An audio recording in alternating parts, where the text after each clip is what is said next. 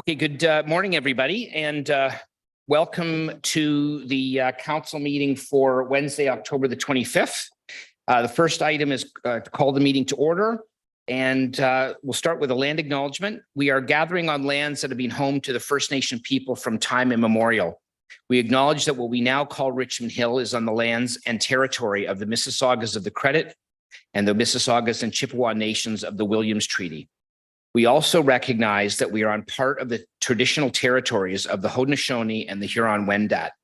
We would also like to acknowledge all First Nation, Inuit, and Métis people from across Turtle Island who now reside in the city of Richmond Hill. We are committed to rebuilding constructive and cooperative relationships. So with that, if you're able, I would ask you to now stand for the national anthem.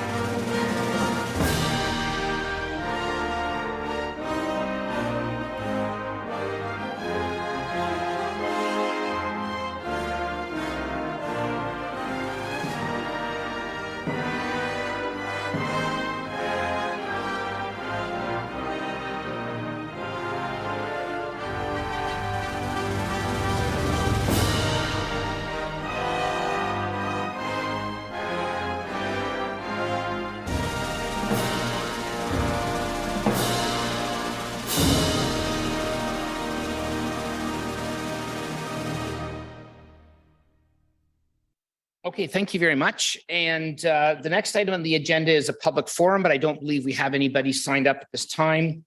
The next item after that is council announcements. Do we have any council announcements at this time? Councillor Davidson.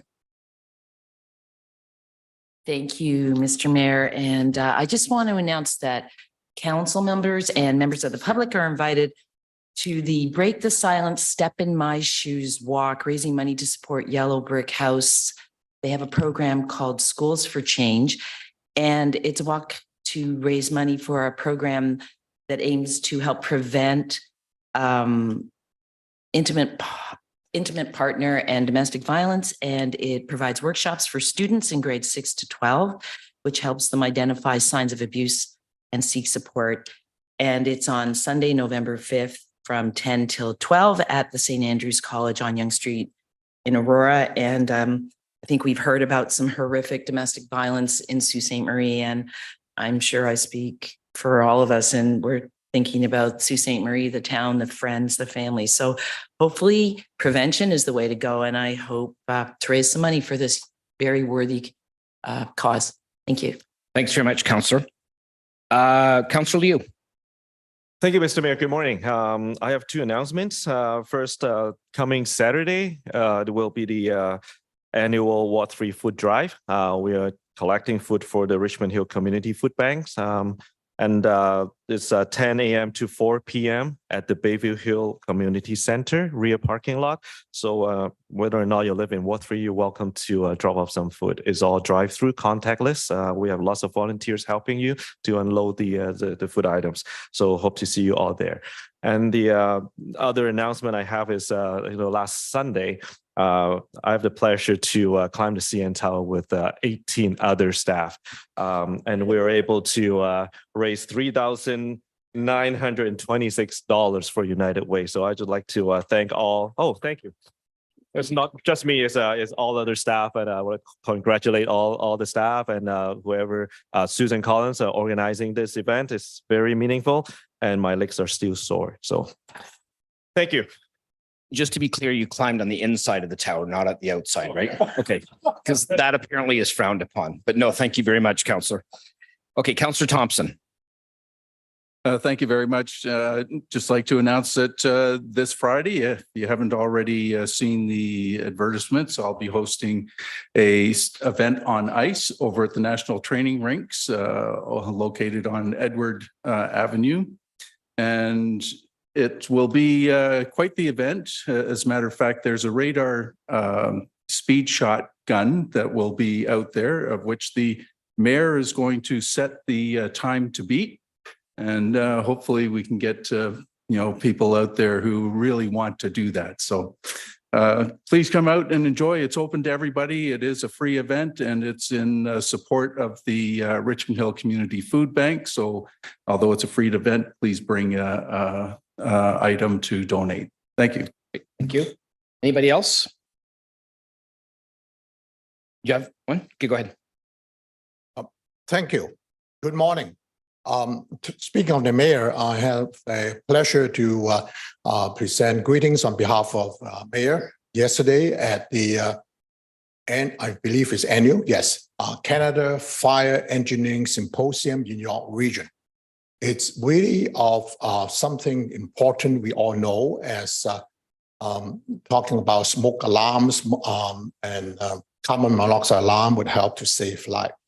But it's another thing for the information, equipment, but more specifically technology that help fire services, not just for Richmond Hill, but for everywhere, that to help in terms of either preventing and suppressing fire. And with all the particular serious forest fire we had all witnessed this year, is more than ever. That is something to have this forum for engineers, technologists, and also fire services professionals to get together. I'm particularly pleased that actually one of our best, meaning one of our fire services inspector, who is also the president of a municipal fire prevention officers association, was one of the panelists. And so on behalf of the mayor and council, give thanks to everyone who's really helping to make the community from coast to coast safe. And talking about thank you, I don't think it's only talking about something looking forward, but something in the past. Only a year ago yesterday, I think we all 9 of us were actually elected by the voters in Richmond Hill. And to each and every one of you who have participated, thank you. Thank you very much, Mr. Mayor. Okay, thank you. Anybody else? Okay, I have a couple of announcements. First of all, I think the food bank is going to do well this weekend, and I thank Councillor Liu for putting on his efforts to help raise food for the food bank. I know it's very well used, unfortunately, I guess, but I'm glad that the food bank is there supporting our community, and Councillor Thompson as well. Thank you for making part of your event, food bank thing. On the subject of Councillor Thompson's event, I just want to be clear. I'm happy to be at the event, and I will be working on taking the rust off of my skate blades. And I just ask that nobody makes fun of my skates when I show up. But I also was initially very happy to hear that I would be setting the standard for the puck shoot. And now I'm starting to wonder if you picked me because most people would be able to beat me. I'm not really sure, but I'm going to take it as a compliment. I also wanted to just give a shout out to Councillor Davidson and Councillor Silovitz for helping to lead the fundraiser for Yellow Brick House. The council has formed a team. I think we're going to be called Walk This Way, if I'm not mistaken. And Yellow Brick House has certainly been doing great work in our community over the years, and raising money and getting funding, obviously, from the government, but raising money to do the things that they need to do to help us prevent and respond to domestic violence when the unfortunate things happen. And you're right, what happened in Sault Ste. Marie yesterday was very sad, but it does happen, and it happens in our community too. And we're very much like to be able to support Yellow Brick House and the work that they do. So we will, a number of us will be out at that event, and we hope that the public can help us with that. The other thing I'd like to do is I did accept a challenge from Stouffville Mayor Ian Lovett the other day to challenge all of the municipalities in York Region to fill a purse for a sister. And so I'm happy to be participating in that. Richmond Hill is always been very good at stepping up to the plate and helping with causes like that. This initiative is to get donated items, personal care items for women that can be delivered to women's shelters and community organizations in Richmond Hill to give women and youth, as they often have to escape a dangerous situation with nothing but the clothes on their back. So I would encourage you to get involved and donate. There's donation sites on my website and through our Richmond Hill BIA. So drop off a purse and support local businesses with some shopping while you're there. And this campaign is on until December 1st. So we certainly like to be able to show well with the rest of the municipalities in York Region that have accepted the challenge as well. And with that, I think that's it for me for announcements. So seeing no others, we'd like to move to the next item on the agenda, which is the introduction of emergency and time-sensitive matters. Now, I do have a motion that I got put on the agenda when the agenda was published, but I think we missed the actual deadline for the motion, so it needs to be put on as an emergency, a time-sensitive matter. It does, I think, qualify in that the motion that we're going to be considering later, if this passes and is put on the agenda, does involve quite a bit of money that we would be able to be eligible for from the Housing Accelerator Fund from the federal government.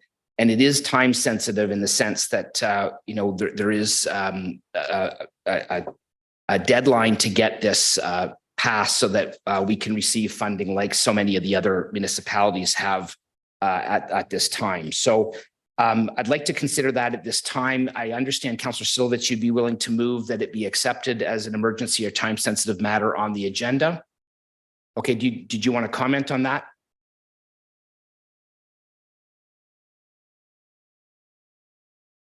Oh, you're still muted. There, I'm sorry. No, I don't have a comment. I totally I support the motion and I believe it should be introduced. Thank you. Okay, thank you. Do we have a seconder? Regional Local Councillor DiPaolo. Happy to second, Mr. Mayor. I do agree with you that this is of a significant financial nature that it qualifies as a time-sensitive matter. Okay. Any other comments? Okay, I do appreciate that. I will say that the negotiations have been going on for quite some time, but we weren't able to make we missed it by a few hours. So this is basically the way that we need to get this on the agenda at this time for items like this. So all those in favor, opposed, that carries unanimously. Thank you very much. Okay.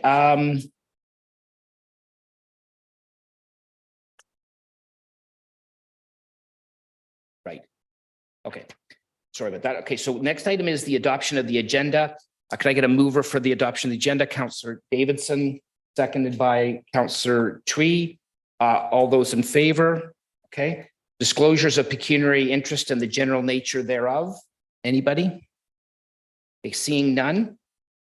So we have a special today. We have 4 council meeting minutes that we can approve all as a 4-for-1 special. Deputy Mayor Chan, Regional Local Councillor DiPaolo, all those in favor? Okay, that carries unanimously. Thank you. And identification then of items requiring separate discussion. So the item that we've added to the agenda as an emergency time sensitive would be separated, as would 16.1, which is a member motion from Councillor Silvich, but everything else could potentially be adopted on consent. Is there anybody that would like anything pulled? Okay, seeing none. So I need a motion to approve those items on consent. Okay, Councillor Liu, Councillor Thompson, all those in favor? Opposed? That carries unanimously. Thank you. Okay, so public hearings, we have none, but we do actually have the pleasure of one presentation today. Actually 2 presentations. It's a 2-for-1 special. I'm really pleased today I guess it's a bittersweet moment, but I'm very pleased today to be able to honor two people who have been very important in our community over the last number of years, who are leaving their posts and moving on to something else. But I'd like to first of all take a moment to acknowledge Kim Zarzer. And for any of us on council and anybody that's been active in the community for a long time, you certainly know Kim's name. You certainly know her name. You've seen her every now and again, but you've certainly seen her work in the Liberal newspaper for many years. So I want to just mention a couple of things about her careers up to this point. Her literary career spans 40 years in various forms as an author and an investigative reporter and a journalist. She is an award-winning veteran journalist who has delivered news of importance to our local community and the broader region and province with well-written and balanced reporting. She has been an education reporter and a feature writer with the Toronto Star. And Kim is also the author of several nonfiction books, and topics include bullying and parenting, with the most recent book, Good to Go, A Practical Guide to Adulthood, which I think I have to read. I do want to extend our heartfelt wishes from Council, Kim, for all of the work that you've done over your career. It's never lost on people in elected office how utterly important local journalism is. And you have been a fixture in our community and in the York Region community for quite some time with the great work that you've been doing. So I just want to thank you very much. And I'm so glad that you're here today to honor the work that you've done for our community over the years. So thank you so much.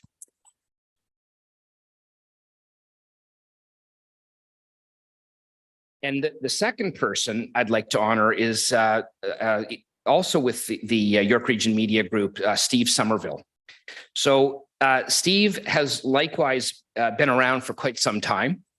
He's been a photojournalist with a career spanning over 40 years. Steve has been sharing the moments of our region since the 1980s, capturing the action, the emotions, and the telling of stories of our community through photos. He always has a joke to relax the nervous subject and a quiet way of eking out the perfect shot. And I think most of us on council have witnessed that. An award-winning photographer, Steve has witnessed and recorded our evolution from a town to a city through growth, a pandemic, good times, and the honesty of his pictures really does speak volumes.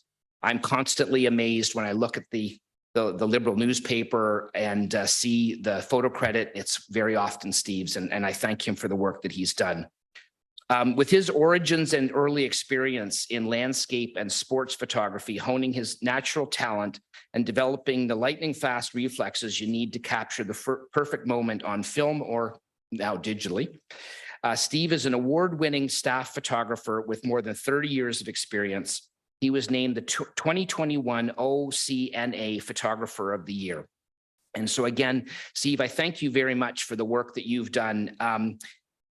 As somebody that knows a bit about photography, I am quite aware of the lasting legacy that images really make in our community. And you have been at the forefront of reporting the good, the bad, and the ugly, I suppose, in our community for many, many years. And I just want us to take a moment also to thank you for the work that you've done and to honor you, because again, same as I said with Kim, it's very, very important that we have good local journalism to tell the story of what's happening in our community. And you two have both been very important part of that. So thank you very much. And at this point, I'll just got a little token for you.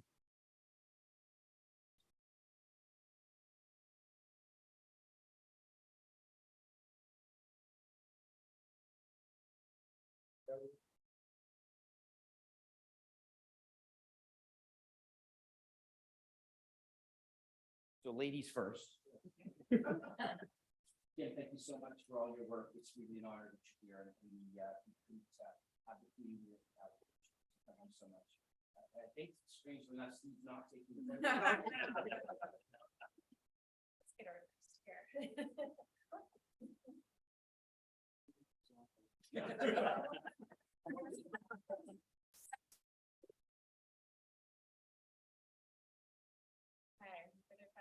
All right, so thanks, Kim. And Steve, come on up. And please accept this as a very small token of the work that you've done in our community. And I'm not sure who's going to take this photo, but don't try to tell them what's. Yeah,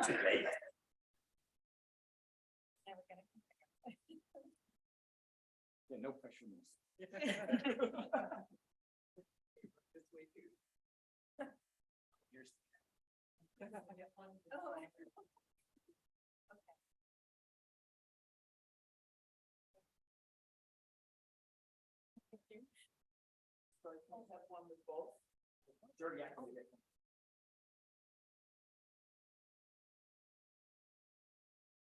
One end in Somerville.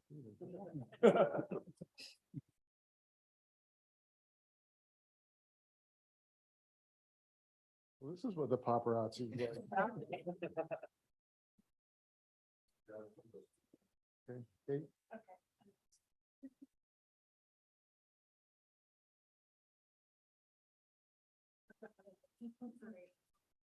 Okay.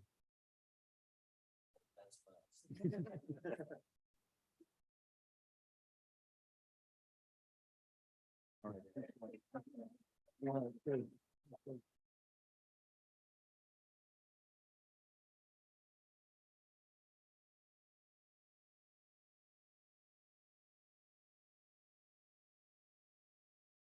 All right, so anyway, thank you again to both of you, and thank you for the cheering section to come out. I understand that Steve and Kim, they're taking you out for a donut now. So anyway, thanks so much. Okay, we have no delegations today, and we've got everything is passed on consent except for member motion 16.1. So I think we'll start with that. So this was a motion put forward by Councillor Silovitz about changes to the oath of office acknowledging treaty rights. And thank you very much, Councillor, for moving this. This is something I was made aware of from the city of Burlington, and we both agreed that this would be something that we should be considering at our council as well. So if you can take it from there. Thank you. Thank you, Mr. Mayor. Hello, everybody. My apologies for not being there in person today, but as you can see, the crutches, I've hurt my ankle, but it's not broken. So hopefully I'll be back soon. I want to thank Mayor West for bringing this matter to my attention. And I also want to thank Regional Councillor and our Deputy Mayor, Godwin Chan, for seconding this motion. I would ask that the clerk please read it into the public record, as I believe that that is quite necessary, and then I'll just make a few comments following that. If through you, Mr. Mayor, if that is possible, to the clerk. Yep. Go ahead, Mr. Clerk.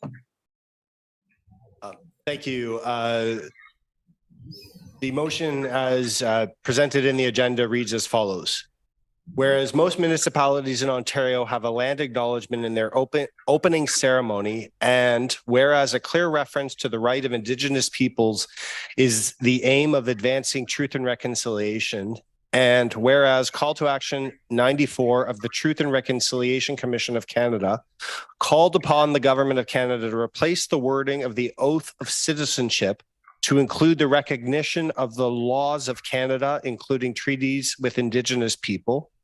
And whereas on June 21st, 2021, an act to amend the Citizenship Act received royal assent to include clear reference to the rights of Indigenous peoples aimed at advancing the Truth and Reconciliation Commission's call to action within the broader reconciliation framework.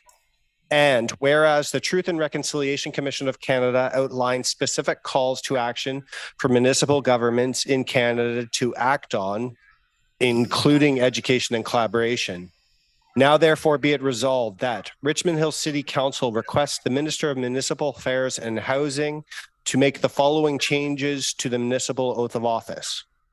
Quote, I will be faithful and bear true allegiance to His Majesty King Charles III, and that I will faithfully observe the laws of Canada, including the Constitution, which recognizes and affirms the Aboriginal and treaty rights of First Nations, Inuit, and Métis peoples, end quote. And further, that this resolution be forwarded to Minister of Red Tape Reduction, Parm Gill, Daisy Y, MPP Richmond Hill, and Michael Parsa, MPP Aurora Oak Ridges, Richmond Hill, York Region, the Association of Municipalities of Ontario, the Ontario Big Cities Mayors, the treaty holders in Richmond Hill, specifically the Mississaugas of the Credit First Nation, Toronto Purchase Treaty 13, and the Chippewa Nations of the Williams Treaties, as well as other traditional territory holders. Thank you very much. Oh, thank you. Sorry, Mr. Mayor. Thank you, Mr. Clerk. I appreciate that. I think that the motion speaks very clearly for itself. I've just made a few notes. I am really personally and professionally extremely happy to bring this forward. And again, I thank Mayor West for alerting me to it. There's no question in my mind that we should be doing this.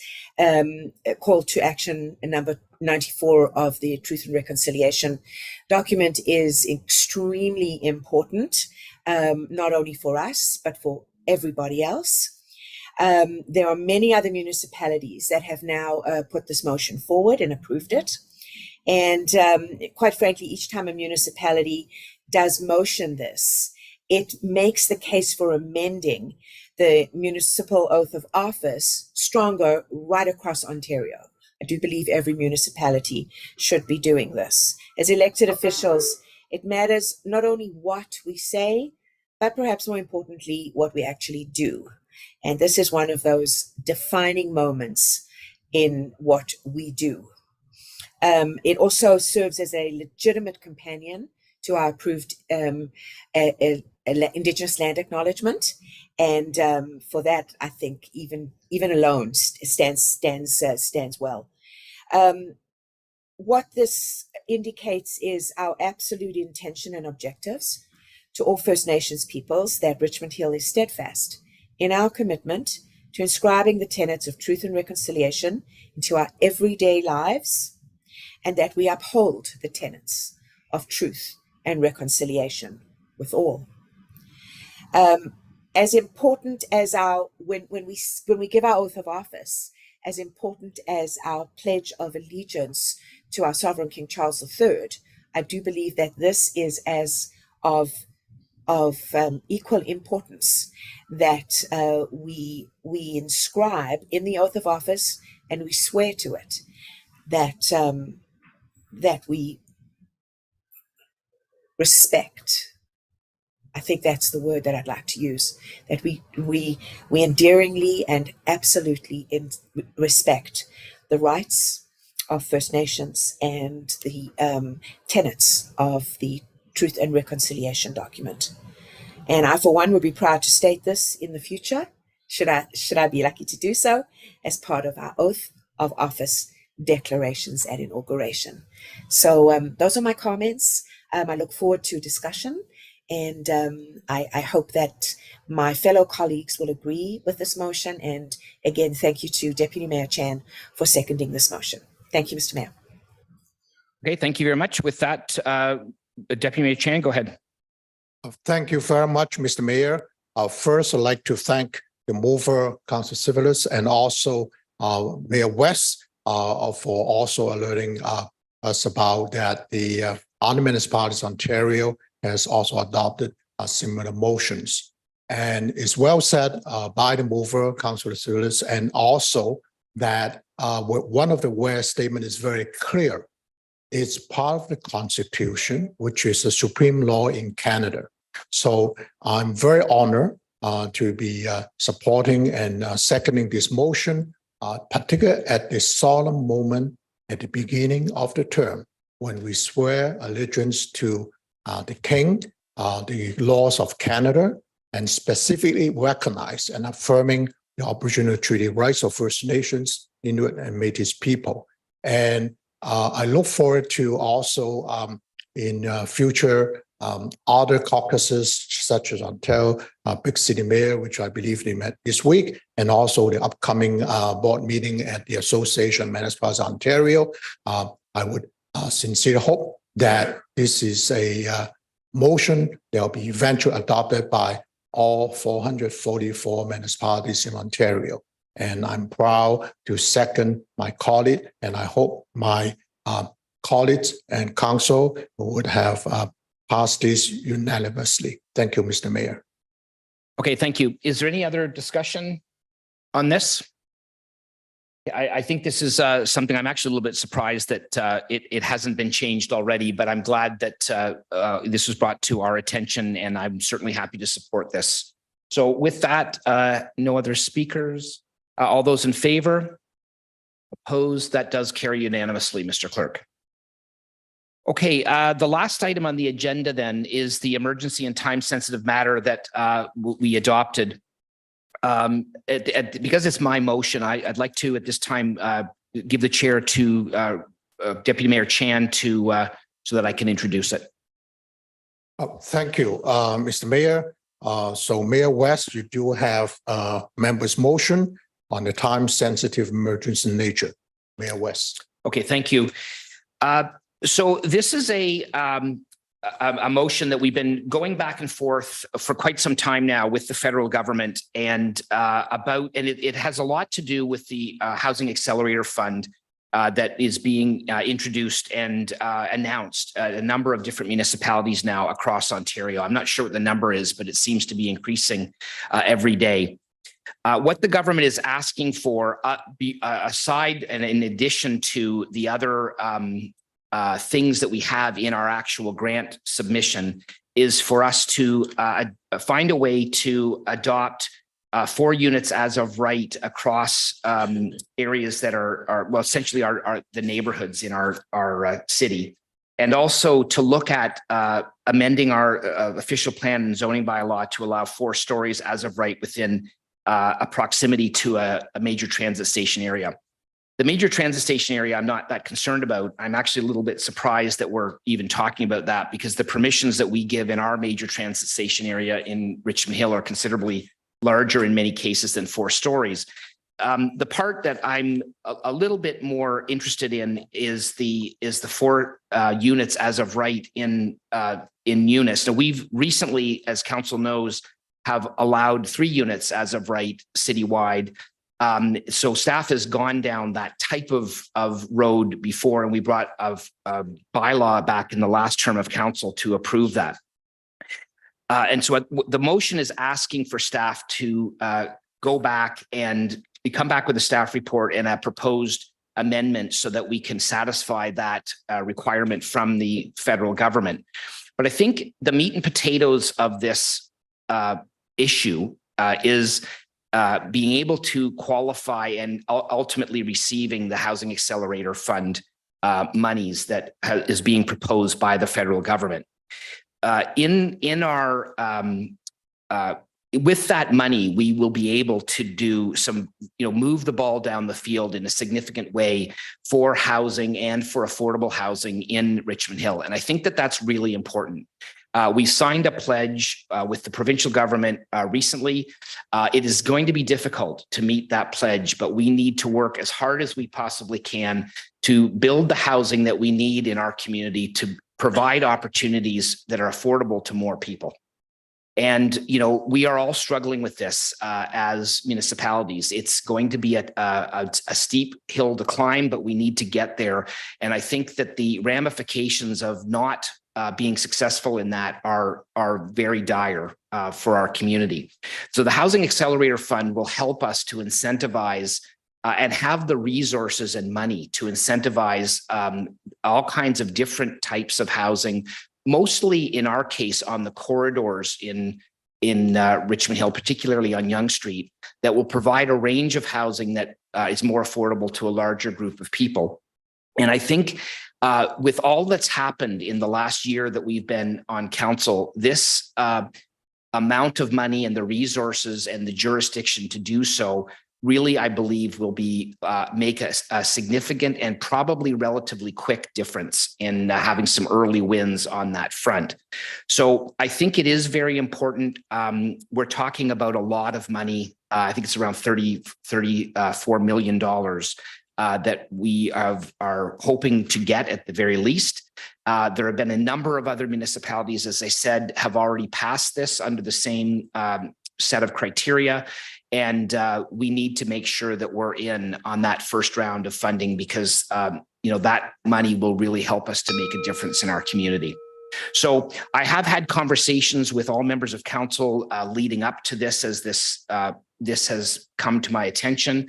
And I'm hoping that a lot of the questions and concerns have been answered, but I certainly am happy to have this on the agenda at this moment in order to seek council support for moving forward with this as quickly as possible. And, having staff take a look at it to make sure that it can be done, in a way that's good planning and that will be actually beneficial to our neighborhood. And that's a very important aspect of this as well.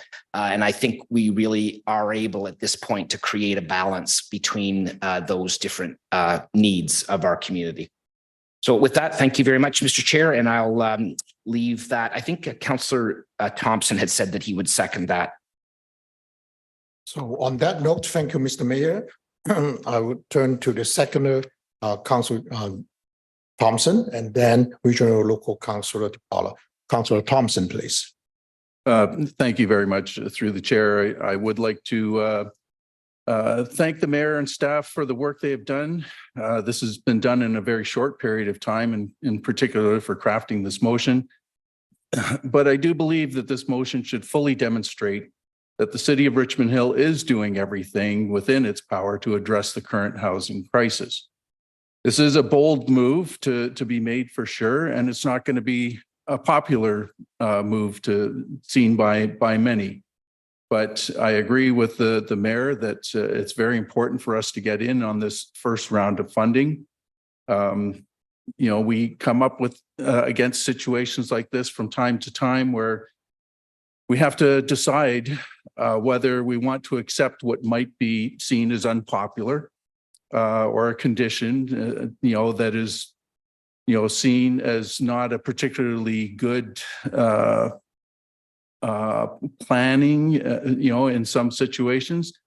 But we have to weigh it against other items. And in this particular case, it is funding that will help us address the current housing crisis. I think I'll stop there through you, the chair, and I certainly look forward to hearing any comments that others have to make, but I'm certainly pleased to second this motion. Thank you. Thank you, Councillor Thompson, being a seconder to the mayor's motion on the floor. And next, I have Regional Local Councillor DePaula, please. Thank you, Mr. Chair. And I just want to say also that I fully support the motion that's being made, and I want to thank Mayor West for his work on this. The mayors have taken the lead across the province to apply for this grant and to negotiate terms. And the federal government's been very, very strict on what criteria needs to be met in order to get this funding. Now, this funding is very significant. It's an acknowledgement, I believe, on the federal government's part that they formally took responsibility for housing and creating housing, and no longer doing so. And in this crisis environment and housing shortage that we're experiencing, I guess across the country, but certainly it's being felt here. They really stepped forward. This is a very significant amount of money. I agree with Mayor West in this motion that we need to comply with the conditions to continue to qualify for this grant funding, to do whatever it takes to get this money to the municipality that will be so helpful in us handling this challenge and rising to the situation that's created by this crisis. But I hope that over the course of negotiations with the federal government that they can understand not all municipalities are the same, and that's for sure. And I think Richmond Hill's one of the most diverse, if not the most diverse communities when it comes to density. We have approved at Yonge and Highway 7 some of the highest density in Canada. Only Toronto has higher density in our the south end of Richmond Hill, and we have the Oak Ridges Moraine, which is 1,000 acres of protected land, and we have some of the most sensitive lands in Ontario and extremely sparse densities. So to put a blanket on a blanket condition on Richmond Hill official plan is not necessarily the right thing to do. I do agree with the motion, and I do agree we need to meet this criteria, but I'm hopeful that we can impress upon the federal government that perhaps there's some leeway that can be given to communities like Richmond Hill as we go forward to amend our city's official plan.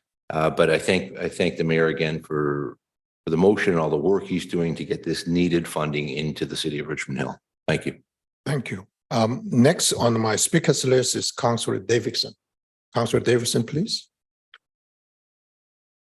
Thank you. And through you, Mr. Speaker, I do have a couple of questions. Is this, so it says single family duplex and townhomes. Does that mean somebody who's doing infill and has townhouse lots can change every single one of those single lots into a 4-story walkout? Through you, Mr. Chair? Yeah, through the chair, Commissioner Kwan. I believe that's who we're directing to. Thank you for the question, Councilor Davidson. Through you, Mr. Chair. Certainly that would be one of the implications that staff would be considering as per the motion. Thank you. Councillor? Thank you, through you, Mr. Chair. So we could, instead of end up a row of single family townhouses, we could end up with a complete row of 4-story walk-up. Sorry? Commissioner? Oh, 4-unit. Oh, okay. But if they're single, okay, I guess I'm clear on that. Is there an option for us to make sure that the infrastructure is prepared to take something like a 4-story if there's extra water, extra toilet, extra everything? Because we're adding, obviously we're adding density and parking. How much authority does the municipality, how much authority do we have as a city to say, okay, hold your horses, we don't have the capacity for that? For example, some of our older neighborhoods stand to get new sewers and new builds because the infrastructure is aged. And I would suggest until that's done, there might not be capacity to add. Do we have that authority? Question through the chair, Commissioner Kwan. Through you, Mr. Chair. Certainly this is a new element to the housing inventory, which would contribute to the additional housing stock. And certainly in accordance with the motion, it's the issue of servicing capacity has been identified as something that we need to further look at to ensure that everything can be built in accordance with what we have available for infrastructure. Councillor? Thank you, through you. Just for clarity, something we need to look at. Does that mean that if we pass this and then there's a few units in all of Richmond Hill that just cannot quite meet the mark in terms of infrastructure, that we can put the brakes on it while we figure out a solution? Or does anything go until we figure out where we're at? Just for clarity. Through you, Mr. Commissioner? Chair, certainly we would then look at the implications of a servicing capacity constraint and who would be responsible for installing that infrastructure and the timing and the funding and all of those good things going forward. But certainly servicing capacity is a relevant consideration for the additional development in these other areas of the city. Thank you. Councillor? Thank you, through you, Mr. Chair. Do we have any authority to suggest or demand that if these are going to be 4-story, No, 4 units, that ground level units will have some accessibility baked in, because we are trying to improve our stock? Do we have any authority on what 4 units looks like in terms of this legislation? Commissioner, can you help? Through you, Mr. Chair, at this point in time, certainly all new development would be required to comply with the Ontario Building Code and from an accessibility perspective. So that would be a consideration going forward, but that obligation, of course, would be on the owner or the builder. Thank you. And through you, is there any indication what the federal government involvement will be moving forward with actually making this happen? Is there going to be an oversight committee? Is there going to be people coming by? How does the federal government plan to ensure that we are doing what we say? Do we know that? Would the mover probably have more information? Mayor West? I can probably answer that.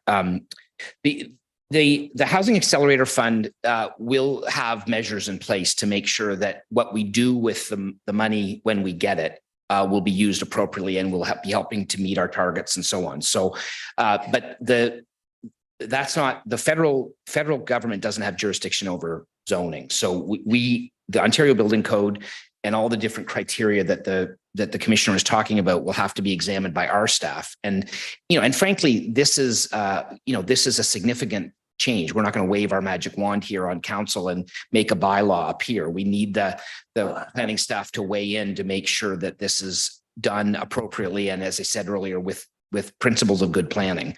And I think that's really important. As I mentioned earlier, most of our density is going to be achieved on, in our official plan on the corridors. That's where we're going to see most of the density.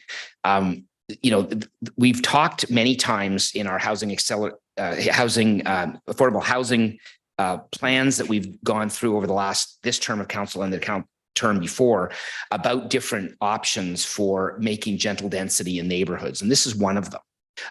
But there's a whole bunch of other tools in the toolbox that we need to implement that I believe are probably lower hanging fruit than this one thing. But that's again something that I want staff to take a look at to bring back so we can implement this in a way that's going to be good planning.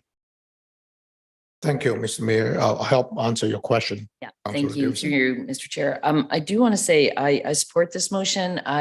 There has to be something in Richmond Hill between 25 stories and a 2,500 square foot house. And we keep hearing about the missing metal.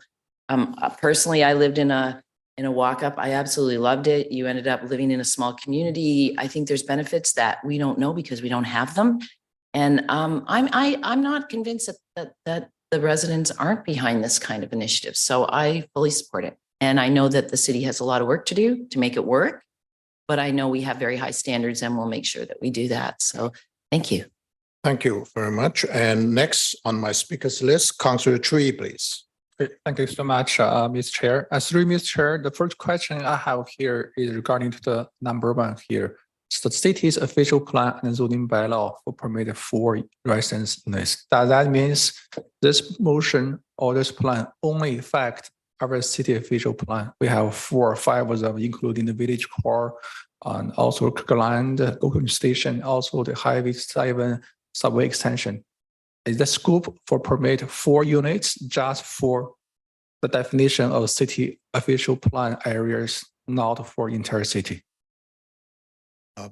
Councillor, is that someone can help, staff or maybe mover? Mayor West could help. Well, correct me if I'm wrong, staff, but the official plan does cover every single piece of property in the city. So yes, it would include, like, this would be something we would be looking at citywide. And that's what the is being proposed by the federal government when we look at this to see, where this can work on a citywide basis. So yes, it would be citywide. So this is for small street as well. Even if far away from major artery street like a Young Street, as long as they are under here, our official plan, it might be a local area, small street that's going to be covered for this one as well. This is something that we're asking the staff to investigate and come back with. And that would be one of many different things I would expect would come back in the final report from staff. Thank you so much. It looks like this is really citywide, not only for definition of a small street or major corridor. So it's any corner of city will be maybe in scope this one. My second question, defining the 4 residence units, I think Councillor Davidson already asked as well. I want to ask one more time. Do you have any a little bit definition of these 4 residence units? For example, if I have a house detached, if I see 4 units, is that including my basement or separate 2 4 totally different dwellings? What's the definition of those 4 residence units? Anyone give me a high level? Thank you. Commissioner Kwong, can you help? You're the planning expert here. Through you, Mr. Chair, the definition of a residential unit means that it is a single independent housekeeping unit. So a livable space for an independent family or person. However, it may come in different forms, as Councillor Davidson alluded to earlier. But typically, and certainly one of the permissions the city already has is primarily in the area of accessory residential units. So whether it's a basement or a garden suite or a laneway suite, in addition to the primary residence, is certainly one of the aspects that we can build on to increase the yield on a property to 4 units. Thank you, Commissioner. Councillor Tree. Okay, thank you. My last question regarding to this 4 stories as of the right within the MTSA along the Young Street and Highway 7. For this 4 stories, there's only along the Young Street and Highway 7, no other street like Bathurst or Leslie, right? Is a question yes or no? Through Commissioner you, Kwong, Mr. please. Through you, Mr. Chair, certainly that's the intent of the second point in the motion. Okay, thank you so much. I just want to confirm because this is if it's along the Bathurst or other artery street, 4 floors, I think it's more than 11 or 12 meters high. That's going to be a violating law to local bylaws. So I just want to confirm that. Thank you so much. I don't have further questions. Thank you, Councillor Tree. Next, I have Councillor Michael Shield and then Councillor Civilitz. Councillor Shield, please. Thank you, Chair. This is a really tough decision. On one hand, there's a pressing need for the estimated $34 million in funding. But on the other hand, in increasing the residential density is bound to have an impact on the quality of living, as well as potentially change to various bylaws, such as parking, health, and fire safety. So before me making comments on this motion, I would like to ask some questions first. Sure. So actually, how many or what types of bylaws would require amendment to accommodate these changes? Question perhaps direct to Commissioner Kwong. Through you, Mr. Chair, certainly the official plan and the zoning bylaw are the primary planning instruments that would need to be adjusted to facilitate this resolution. There may be others in place, and specifically talking about service and capacity. We do have a bylaw in place which deals with that, and any other municipal bylaws that would be impacted by the resolution. We would certainly bring that to council's attention. Thank you, Commissioner. Councillor. Through Chair, regarding the condition request by the federal government, are this condition be applied to existing housing arrangement or to the new development only? Just want to clarify this point. Thank you, Councillor. I think the mover, Mayor West, may be able to help. Sure. This would apply to both. I mean, both existing residential and also the potential if there was new residential development. Okay, got it. My next question is under Bill 23 is permissible to have up to 3 units on one single property, right now. If we approve this motion, does that mean we can override some aspects of Bill 23 with these 2 conditions? Mayor West, as mover, please help. That's actually an interesting perspective. From my understanding, like we already allow 3 in Richmond Hill. We passed that because the provincial government had asked us to pass that. This is a permission for 4. So really the incremental difference is 1, right? And yes, we would be able to allow that. I haven't heard of any reason why it would be a problem in that regard, unless I'm wrong, Mr. Commissioner. Councillor, thank you, Mayor West. Yep. So I would like to share some of my thoughts. Over the past few days, I've been hearing so many opinions from my neighbors, and it seems to be evenly split. About half of my neighbors has expressed concern about density, is about the potential decline in the quality of living. But at the same time, another half is more worried about the growing homeless encampments in our city. So, and they believe that one of the best ways to increase housing supply is to accept these 2 conditions right now, making it an option for the landlords to convert their properties into 4 units. And most importantly, is not all landlords are inclined to rent out their houses and basements is only an option because they would be taking on more responsibilities. So another half may not be concerned about these changes. That's my communication through my neighbors. So in my opinion, and also I recall the provincial government budget present this March, which include a projection in indicating that the Ontario might fall short of its commitment to build 1.5 million homes by 2031. So it's possible that maybe the province may request us to take the similar action sooner or later to meet their housing targets. And our city has already submitted a housing pledge to the province this year, endorsed by the council, by all of us, unanimously, earlier, with a target of 27,000 new homes by 2031. So therefore, just make sure, in my conclusion, I find myself leaning toward supporting this motion.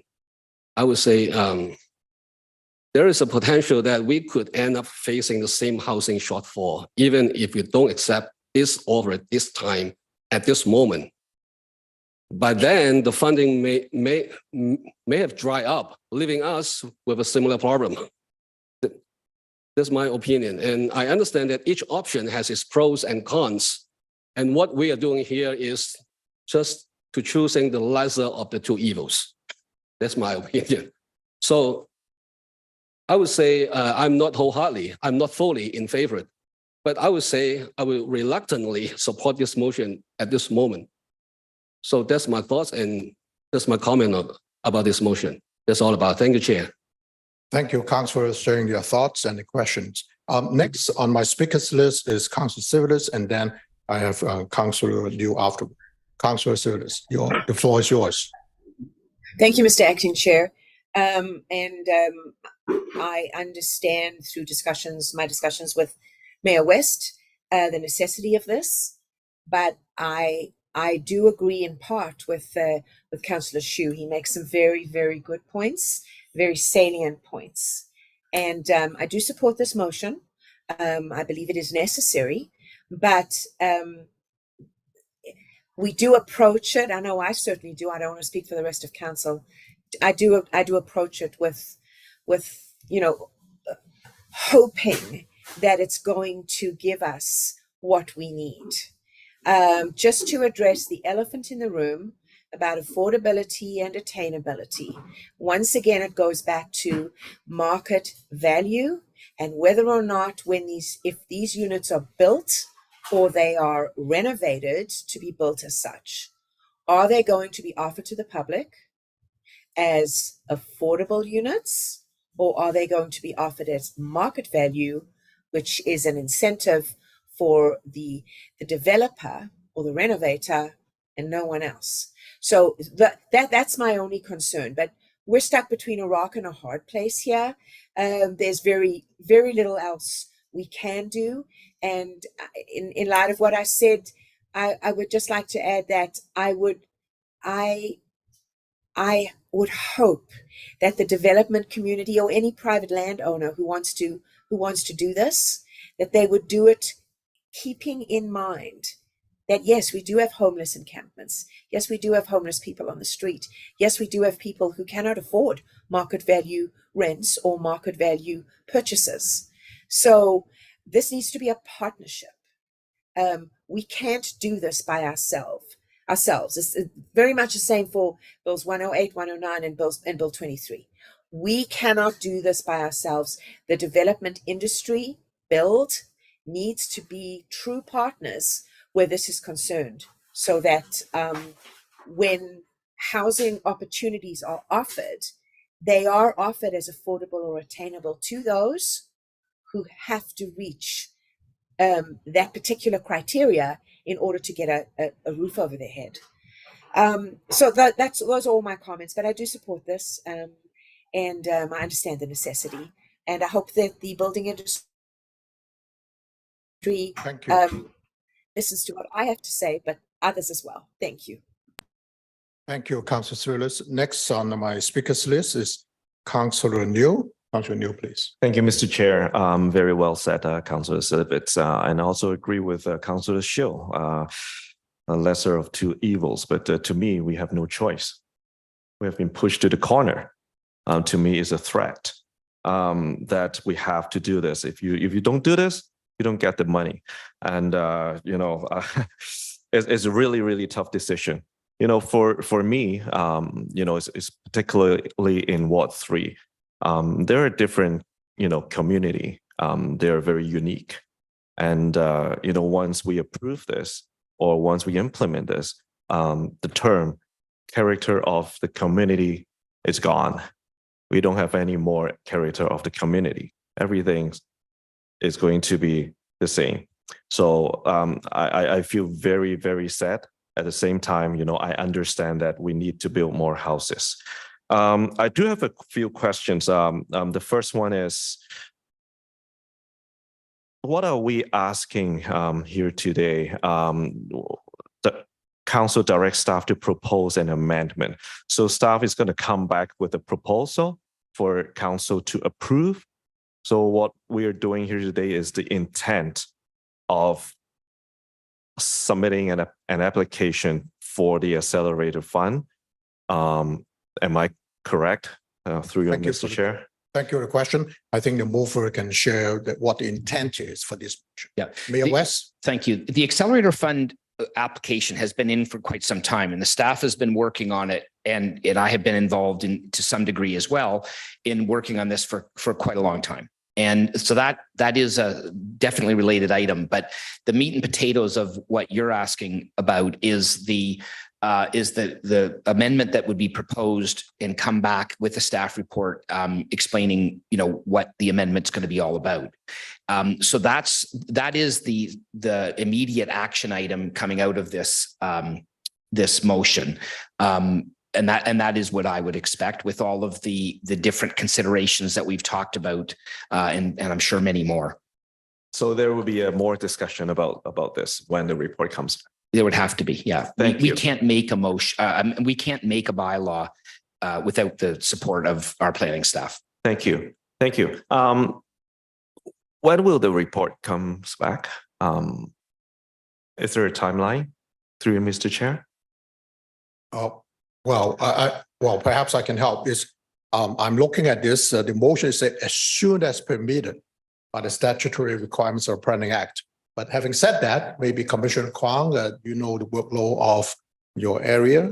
Any sense we're talking about in weeks, months? Through you, Mr. Chair, your comments, Mr. Chair, are quite accurate, and certainly staff understands the priority that this initiative is bringing forward. So we will certainly start to work immediately. Thank you. The reason that I asked is because is there going to be a public consultation process before the report comes back? Commissioner Kwong? Through you, Mr. Chair, that would be correct. We still are obligated to follow the rules and regulations of the Ontario Planning Act. Perfect. Thank you. So now I'm more comfortable to support this ask. My next question would be, on Monday, the housing minister said that not every city is guaranteed approval just because they have submitted an application. They're looking for the best of the best. So they're looking for the most ambitious proposal. So what are our stands in this through you, Mr. Mayor? So sorry, through Mr. Chair. I think the mover of the motion, Mayor West, could help on this. Mayor West? Yeah. I would be happy to speak to that. That's a good point. And, I have spent quite a bit of time in the last while as my staff and the city staff on this, and we've received very good feedback on our proposal. I think it is bold, and I think it is going to move the ball down the field. So I can't, my crystal ball is in the shop at the moment, but as far as I can tell, this is we have a very good chance. And frankly, we're an urbanized municipality. The urbanized municipalities are going to have the ability to build a significant amount more than they would, some, municipality that's in a less dense part of the province, right? So I think we have a very good chance. Thank you, Mayor West. Council. Thank you. So we're going all in, right? Anyways, my last question is, I still don't quite understand, we're approximately, I think we're gonna get 34 million according to Mayor West. Where does that money actually go? I still don't quite understand. Does it cover the DC from Bill 23 or is it for something else? Mayor West, you think you have the answer? Without going into an enormous amount of detail, the application that we have in generally is to accelerate housing, and it is separate and apart from any money that we would be getting from the provincial government. This is a federal initiative, and as I said earlier, what I'm really excited about in this is that it gives us the control that we don't really have in any other planning tool that I could think of right now to directly take control and incentivize and set the stage for building to happen, and particularly affordable housing to happen. And that's the part that I think, aside from the quantum of the money, the amount, I think it's also a very good tool in our toolbox that I think is going to make a difference. Thank you, Mayor. Councilor?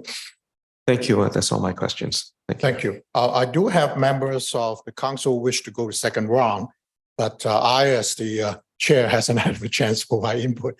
So first of all, I'd like to say thank you very much, Mr. Mayor, for bringing this forward. And I also appreciate that you approach, I believe, to each of us on council one-on-one.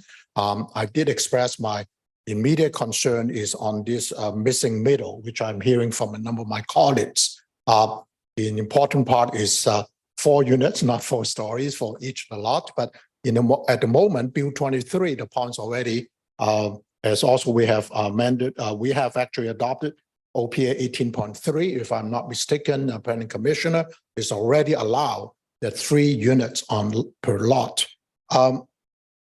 Having a bit concerned about that, I did a bit of research. And in fact, it's interesting, a number of Ontario municipalities did pass that. Perhaps it's like part of the condition for getting this federal money, Housing Acceleration Fund. I noted that in Mississauga, actually just 2 weeks ago, interesting enough, they vote against this particular 4 praxis or 4 units, and opt for looking at the feasibility. So one of the, I think Councilman New just mentioned, is a bit surprising to me. The housing minister of the federal government, Fraser, have an immediate reaction to say, well, so that may or may not help in terms of making the application successful. So based on what I have a preliminary and very limited research have done, I gather a number of municipalities do eventually say yes for those who have adopted it, but I hate to use the term, maybe reluctantly, kind of, but also there appears to be other academic studies such as at the Ryerson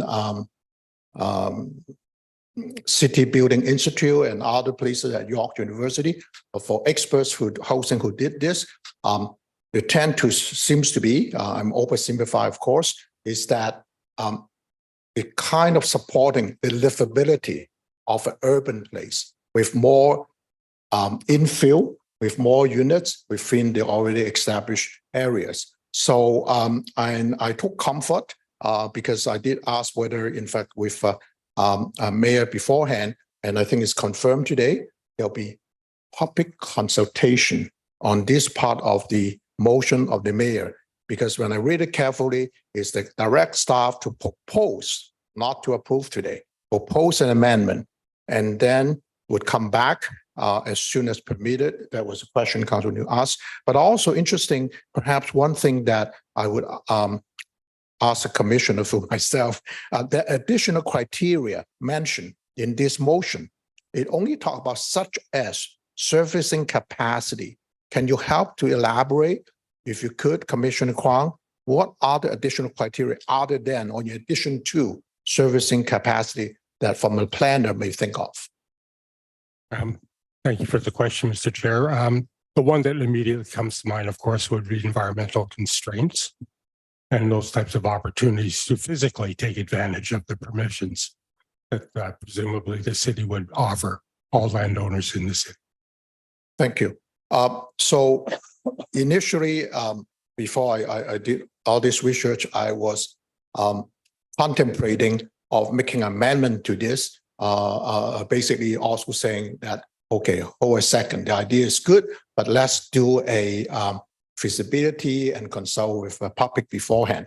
But seeing what had happened in Mississauga 2 weeks ago, I think that the risk is that should I do that, and well, of course, it may not get adopted. It run the risk of maybe not looking favorably by the federal government when they consider application for the Housing Accelerator Fund.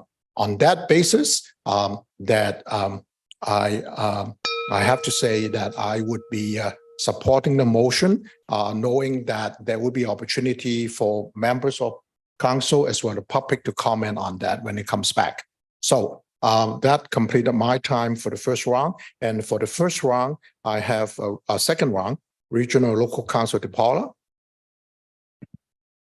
Thank you, Mr. Chair. I just want to address some of the concerns that were expressed. I think in Richmond Hill, there's been very little movement on when we went to 3 units as of right across the city, and we complied with the province in doing so. Very little uptake on that. It's been a couple of years now.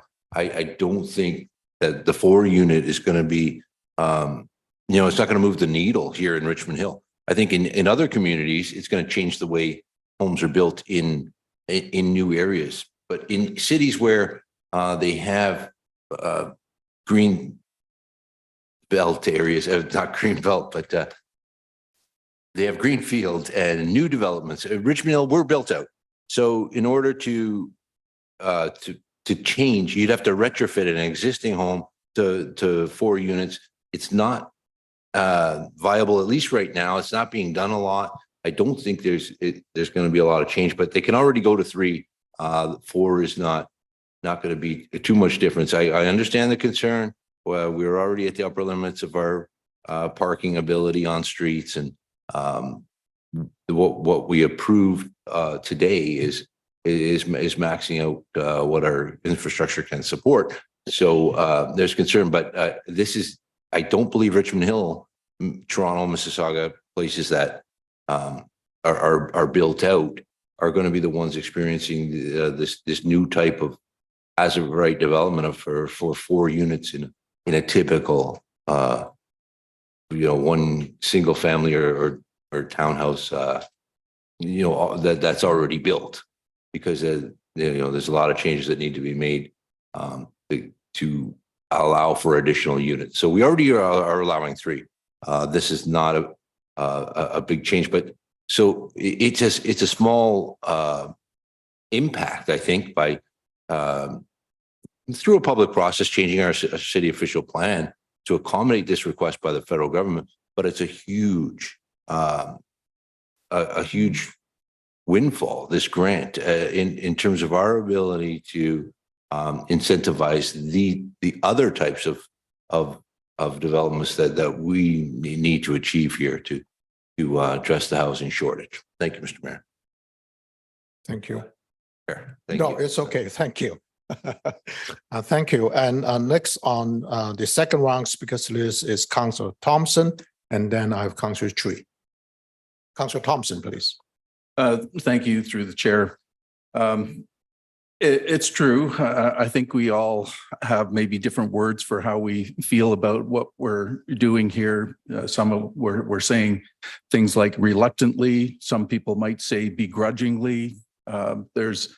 There's a lot of ways of talking about it, but that's what happens with tough decisions in this type of scenario, where you're faced with a caveat that you have to decide, are you willing to take that or not? And we have that happen in our lives all the time. And I think about myself when I first got out into my own home, and I'm getting my own cable and all that type of stuff. And I'm looking at the cable company and I go, oh yeah, the sports network. I definitely want that.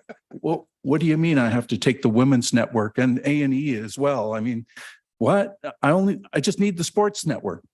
Well, I had to make that decision. Am I going to get the sports network or not, you know. And yes, I was single at the time. I'm sure you're all thinking about that. And bottom line is I took it, I got the A&E network and I got the women's network. And oh, by the way, I'm not single anymore. So I don't know if there's a relationship there, but the bottom line is it was a decision that I had to make, and I had to decide what I'd be willing to accept. In hearing the number of things here and discussions that we've had, I feel that it's not quite the decision that I originally thought. You know, when I hear that, you know, we're still having to look at the building codes and fire codes and site plan approvals and everything else, then that alleviates some of the concerns that I've had. One of the things that local and regional councillor DePaula had mentioned is about, you know, looking for some sort of leverage as we move forward.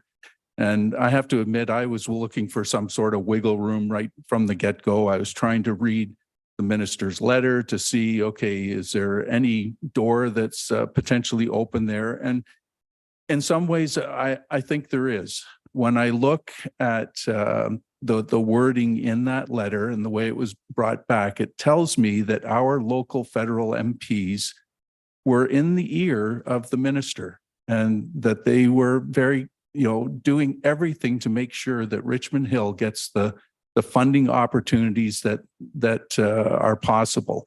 And they've demonstrated that throughout their term on council here. If you look at what Richmond Hill has received over this past, well, since I've come on council, it's quite significant.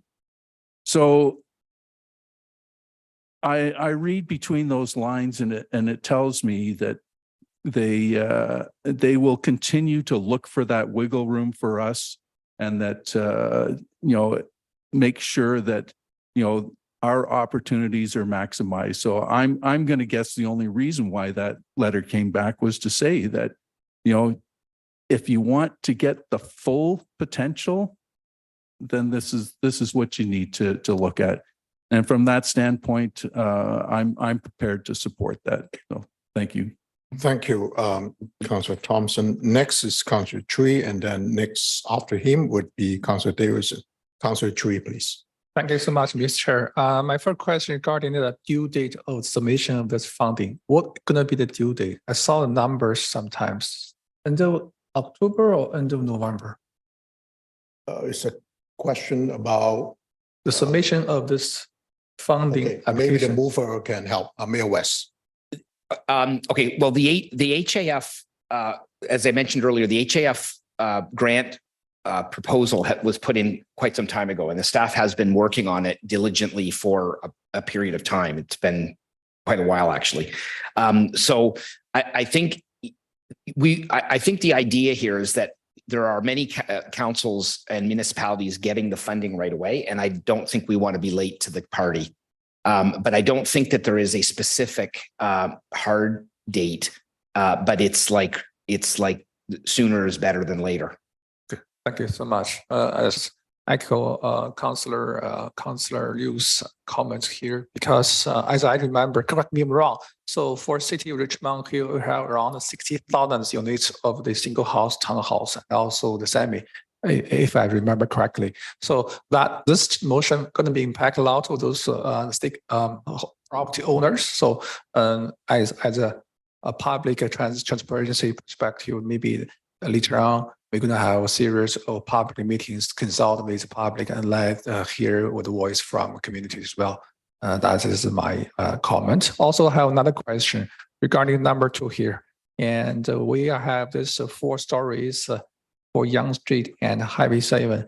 Is there any way we consider other streets as well? For example, along the GO train station area? Thank you.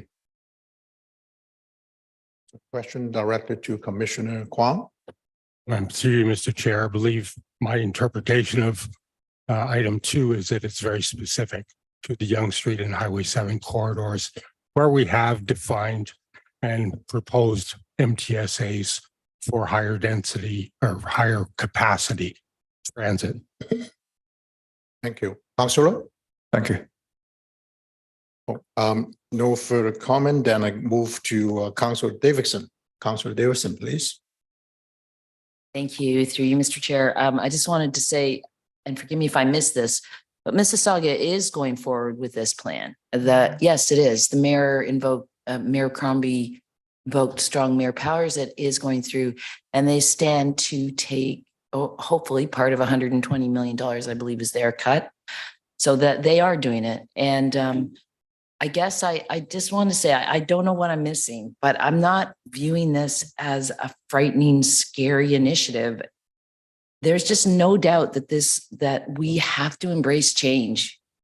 We cannot keep doing things the way we've done them in the past. And I think the people on this council are going to take flack no matter what we decide, but we'll definitely hear from residents who don't like this idea. But we're also going to invite people that wouldn't have lived here otherwise. I mean, we have to, I don't agree with my colleagues who think this is somehow going to ruin the character of Richmond Hill. It's going to add to the character of Richmond Hill. It's going to add to what we have for options and who wants to live here. So I don't know what I'm missing. I would much prefer to approve this than 30 stories. And I do think these opportunities provide community in places we don't have them now. So I hope these are going to end up not just being a begrudging decision, but a great decision. So thank you. Thank you, Councillor Davidson. And I think that's what the provincial government is having these strong mayor powers is really trying to help with getting more houses done more quickly. If I don't see any other members of council, I'd like to move to the mover, Mayor West, for a wrap up. Thank you. And first of all, I want to just thank everybody for the conversation. And as always, I mean, we've had lots of good conversations here over the last year, and I think this has been very logical. Good points have been raised on all parts. So thank you to each and every member of council.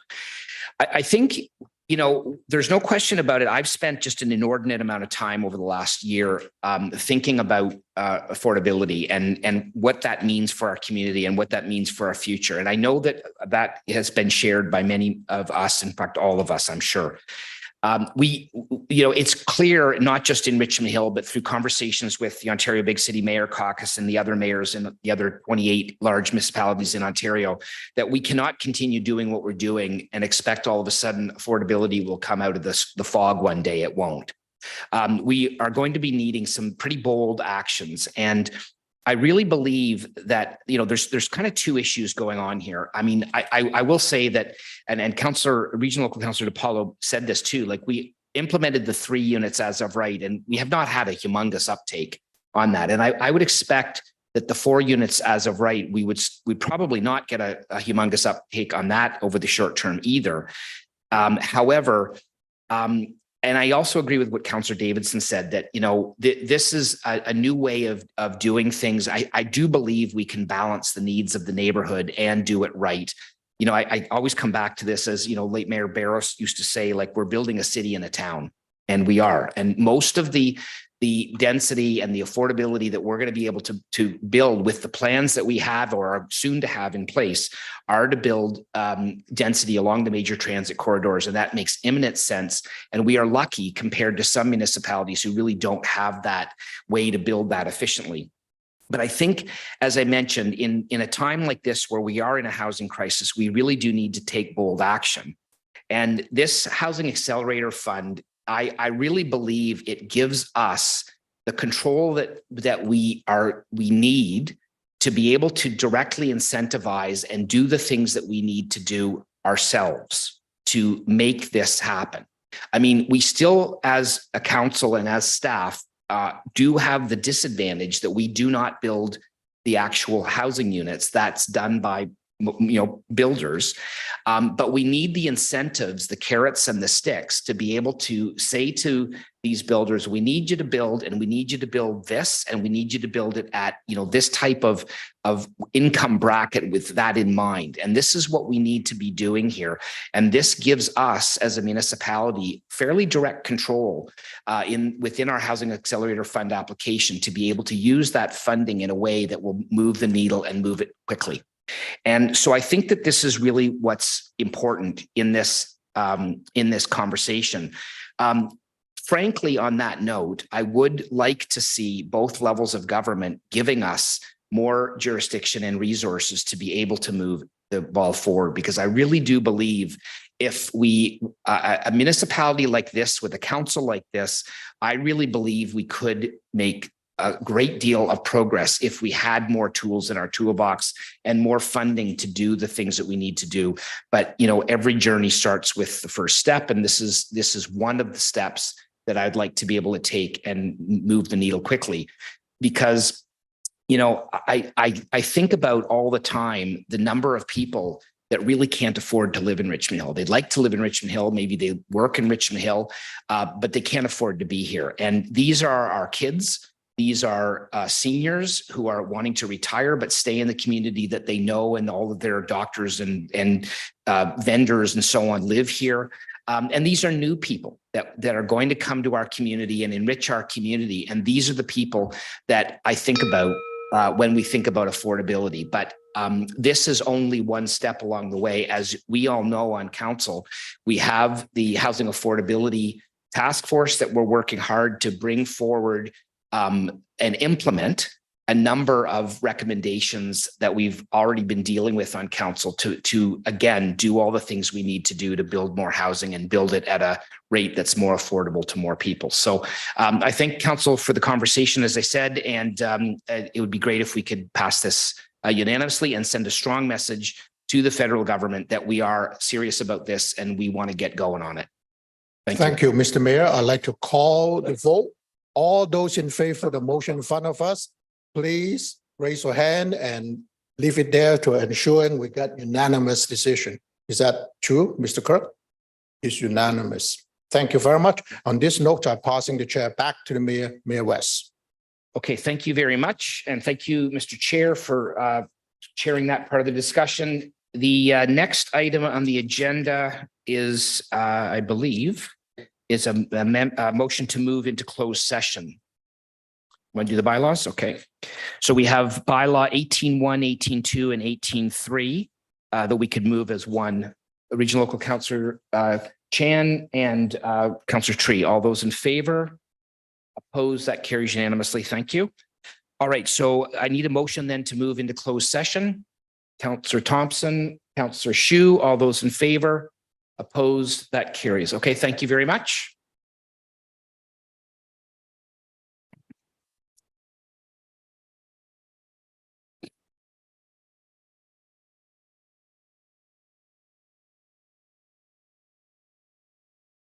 Oh, yeah, go ahead. Sorry. Thank you. Pardon me, for the benefit of the public, council has moved into closed session to consider matters related to a proposed or pending acquisition or disposition of land by the municipality or local board in Ward 6. And this is pursuant to section 239(2)(c) of the